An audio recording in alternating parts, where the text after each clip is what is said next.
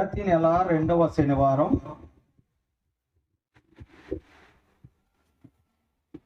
కుటుంబ ఆశీర్వాద ప్రార్థన కూడికలు ఏర్పాటు చేస్తున్నాం.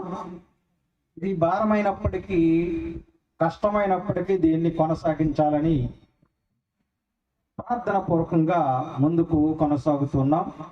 అనేక మందిని ఆహ్వానిస్తున్నాం. దేవుని యందు భయము, భక్తి, ఆసక్తి కలిగిన వారు మాత్రమే ఈ ప్రార్థన కూడికలకు హాజరవుతూ ఉన్నారు.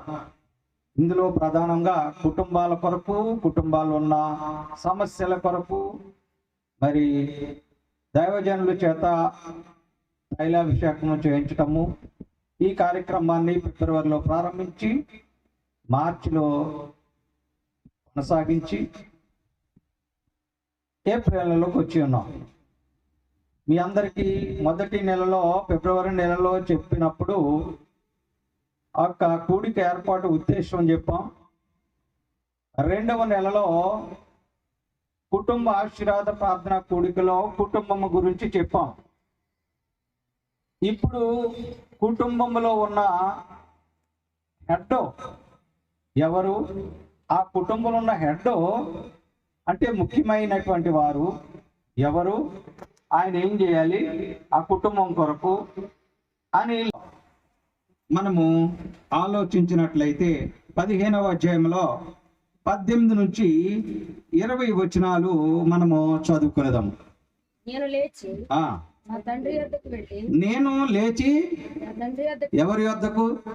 నా తండ్రి యొద్దకు వెళ్ళి, తండ్రి, చూడండి, పరలోకమునకు విరోధముగాను నీ ఎదుటను పాపము చేసి తిని, ఇక మీదట నీ కుమారుడను అని అనిపించుటకు యోగ్యుడను కాను. నన్ను నీ కూలివానిలో ఒకనిగా పెట్టుకొనుమని అతనితో చెప్పుదును అనుకొని లేచి తండ్రి వద్దకు వచ్చెను. వాడింకా దూరముగా ఉన్నప్పుడు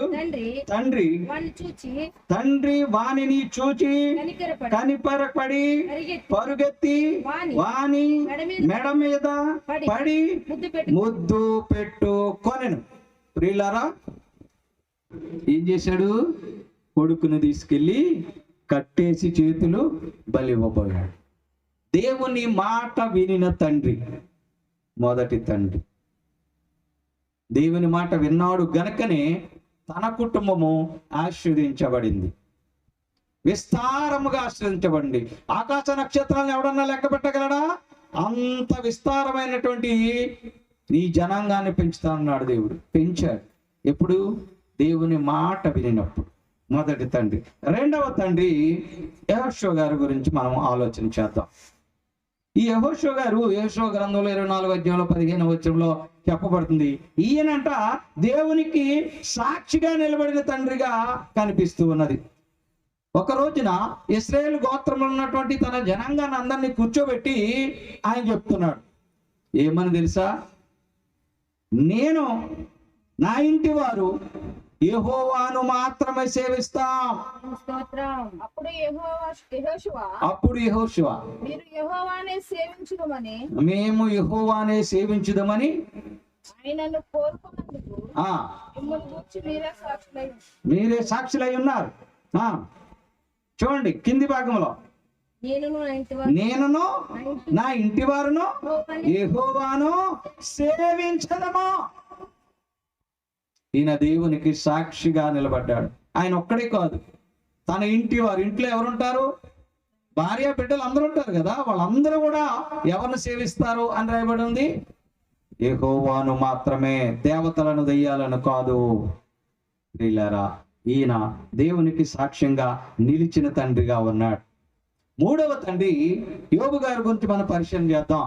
యోబు గ్రంథంలో 1వ అధ్యాయంలో 4 నుంచి 5 వచనాలు చదివితే, ఈ యోబు గారంట తనకున్నటువంటి బిడ్డలు ఒకవేళ ఏమైనా దేవునికి విరుద్ధంగా తప్పు చేస్తున్నారేమో నాకు తెలియకుండా అని ఆలోచించి ఈ బిడ్డల కొరకు ప్రతిరోజు ఉండెను.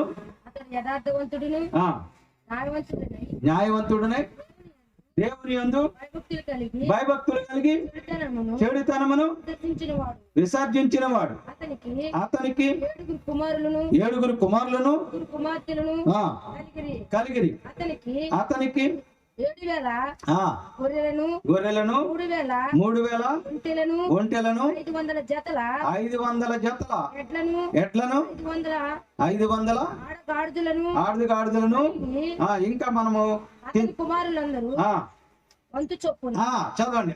అతని కుమారులందరూ వంతు చొప్పున అనుదినము ఒకరికి ఒకరు తమ ఇండ్లలో విందు చేయటానికి కూడుకొని ఉన్నప్పుడు తమ ముగ్గురు అక్కజెండ్రులను తమతో కలిసి అన్నపానములు పుచ్చుకొనవలనని వారిని పిలిపించుచు వచ్చిరి. వారి విందు పూర్తయిన తర్వాత దినములు పూర్తి కాగా యోబు తన కుమారులు పాపము చేసి తమ హృదయములో దేవుని దూషించిరేమో అని వారిని పిలువనంపించి వారిని పవిత్రపరిచి, చూడండి, అరుణోదయమున లేచి వారిలో ఒక్కొక్కరి కోసం నిమిత్తమై దహన బలి అర్పించుచు వచ్చును. యోబు ఎలాగు నిత్యము చేయుచుండెను. నిత్యము చేస్తున్నాడు. ఎందుకు తెలుసా? ఉదయం పూట లేచి ఒకవేళ నా బిడ్డలు తప్పులు చేస్తున్నారేమో, నాకు తెలియకుండా ఏమన్నా చేస్తున్నారేమో, దేవుని దూషిస్తున్నారేమో అని అరుణోదయమున దేవునికి మొర్ర పెడుతున్నాడంట. ఎవరి కోసం? బిడ్డల కోసం. అంతేకాదు, ఈ కుటుంబ ఆశీర్వాద ప్రార్థన కూడికలు ఇది బతిలేక పెడుతున్నారు, డబ్బులు ఎక్కువ పెడుతున్నారు అనే ఆలోచన కొంతమందికి ఉన్నది. ఈ వాక్యంలో ఏమి రాయబడి ఉన్నది? అక్కజెండ్రులను తమతో కలిసి అన్నపానములు చేయటానికి ఒక్కొక్కరికి ఒక్కొక్క రోజు వంతేసి వాళ్ళందరినీ పిలిచి వాళ్ళకి భోజనం పెట్టి వారి కొరకు ప్రార్థించి. చూసారా ప్రియులారా?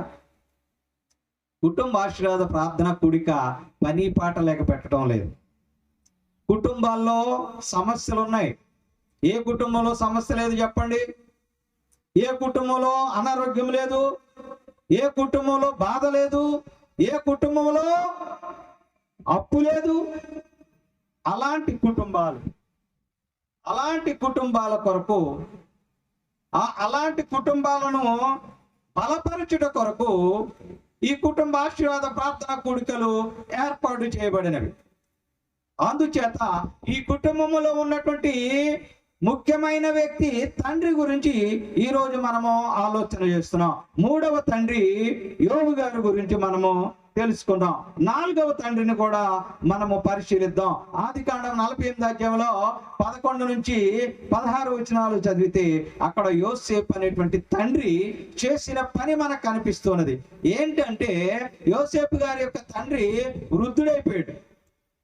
వృద్ధుడైపోయిన తర్వాత ఈ యోసేపు గారికి పుట్టినటువంటి బిడ్డలను మనష్షే ఎఫ్రాయిములను తీసుకెళ్ళి, ఒరే నానా, ఈయన ఎవరనుకున్నావు? మా నాన్నగారు ముసలుడు అయిపోయాడు. నాన్నగారు కాళ్ళ మీద పడి ఆశీర్వాదం తీసుకో అని అన్నాడు యోసేపు గారు. ఇప్పుడైతే ముసలి వాళ్ళని అంటుకోవటానికి బిడ్డలు, మనవరాళ్ళు ముందుకు రావటంలే. ఆలోచన చేయండి ప్రియ సంగమా. మరి ఇప్పుడు ఈ యోసేపు గారు ఎన్నో కష్టాలు అనిపించడం మనకు తెలుసు. కానీ ఆయన తండ్రి యొక్క పాత్రను జాగ్రత్తగా నిర్వర్తించారు. ఏంటి? పిల్లలను తీసుకెళ్ళి, ఈయన నా తండ్రి, మీ తాతయ్య, కాళ్ళ మీద పడండి, ఆశీర్వాదం తీసుకోండి అన్నాడు. ఎంతమంది తండ్రులు తమ బిడ్డలను తన తండ్రి దగ్గరికి తీసుకెళ్లి కాళ్ళు బట్టి ఆశీర్వాదం ఇప్పిస్తున్నారు ఈ రోజుల్లో. ప్రియులారా, గమనించండి. చదువు. యోసేపు అతని మోకాళ్ళ మధ్య నుండి వారిని తీసుకుని అతనికి సాష్టాంగ నమస్కారము చేయించి తరువాత యోసేపు ఇశ్రాయేలీయుల చేతి ఆ, తట్టున తట్టున తన కుడి చేత ఎఫ్రాయిమును ఇశ్రాయేలు కుడి చేతి ఇశ్రాయేలు కుడి చేతి తట్టున తట్టున తన ఎడమ చేత మనష్షేను పట్టుకొని వారిద్దరిని చేసి వారు ఆశీర్వాదము ఇచ్చిన తర్వాత తైలాభిషేకము ప్రార్థన స్వస్థత ప్రార్థనలు మీ అందరికీ చేయబడతాయి. వాటిని సద్వినియోగపరుచుకోవాలని మీకు మనవి చేస్తున్నాం. అమ్మ, మీరు ఎవరైనా సాక్ష్యాలు చెప్పేవారంటే స్తోత్రం అండి. అయ్యగారికి, అమ్మగారికి, పాస్టర్ గారికి హృదయపూర్వక వందనాలండి. పోయిన నెలలో నేను అలాగే ప్రార్థనకు వచ్చానండి. ఆ నెలలో నాకు కాలు అస్సలు రావటం మానేసిందండి. కూర్చుని ప్రార్థన మొదలై దగ్గర నుంచి కూర్చుని ఏడుపు ప్రార్థించుకుంటారు. నా ప్రార్థన చేసుకుంటే బాగుపడతారు, బిడ్డలు ఇచ్చాడు దేవుడు. అలాగే నేను ప్రార్థన చేసుకోవాలని వచ్చిన దగ్గర నుంచి పోయిన నెలలో ప్రార్థించుకుంటానే అలాగే ఏడ్చుకుంటానే ఉన్నానండి. అయితే దేవుడి చిత్తం అయ్యగారు అయ్యగారు ప్రార్థన చేసి నాకు తైలం ఇచ్చారు. తైలం పెట్టుకి రాసుకుంటూ ఉన్నానని. అయితే ఒకేసారి మా ఆయన గారు నేను కూడా ఒకేసారి మూలపడిపోయామండి. పోయిన నెలలోనూ మూలపడిపోయేటప్పటికి మా పాప అయితే చాలా శ్రమ పడిపోయిందండి. అమ్మ, ముగ్గురిని సాకాలంటే నేను సాకలేను, నాకు ఒక్క తగ్గిపోతుందమ్మా అని బుజ్జమ్మ గారి దగ్గర చెప్పిందండి. నేను నడవలే స్థితి అండి. పేటెచ్చుకొని దేక్కుంటా నడిచారండి. నేను దేక్కుంటా నడుచుకుంటే వారం 10 రోజులు బిడ్డ నన్ను ఎంతో కాచి కాపాడిందండి మా బుజ్జమ్మ. అలాంటి సేవలు నేను ఎదురు చేతులు చేయించుకుంటున్నాను. నేను చాలా పాపిస్తాను.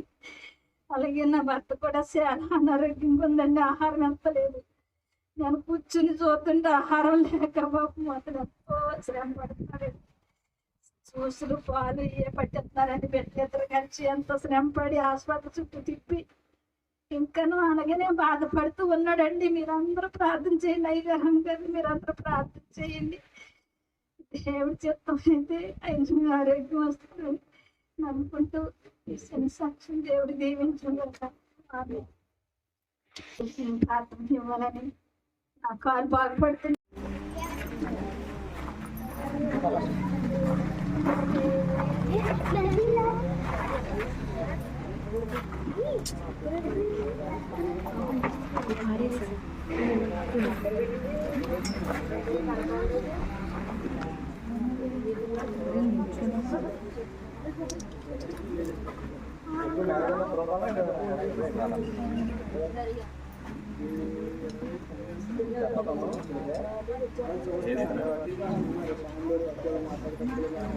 పరిశుద్ధుడా,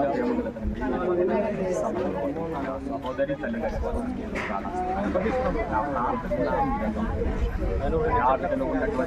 జీవితమైన నరాల నజరేయుడైన యేసు నామములో బయటికి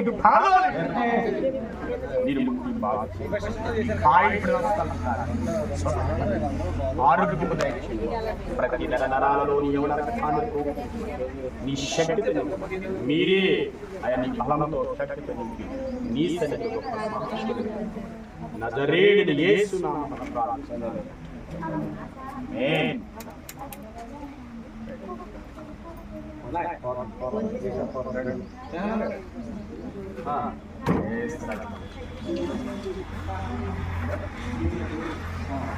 పరిశుద్ధ ప్రేమ గల తండ్రి, నీకు వందనాలయ్యా. ఈ సమయంలో తల్లిగారి కోసం నేను ప్రార్థిస్తున్నాను. తల్లిగారి పొందినటువంటి శరీర బలహీనతలు, నరాల బలహీనతలు, పేద బలహీనతల నుంచి విడుదల చేయి. పరిపూర్ణమైన సన్నిధిలో గొప్ప సాక్షి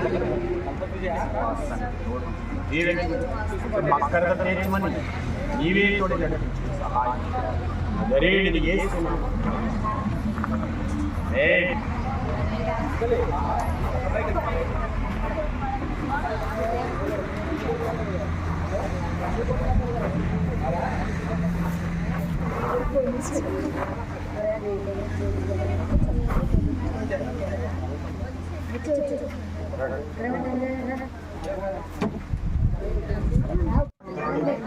మీకు మరుగైనది ఏది లేదు. మీరు మీ కార్యక్రమాలు స్వస్థత దయచేసి ఆహారం తాగుతున్న నీరులు వేస్తున్న మందుల్లో కూడా పరిపూర్ణ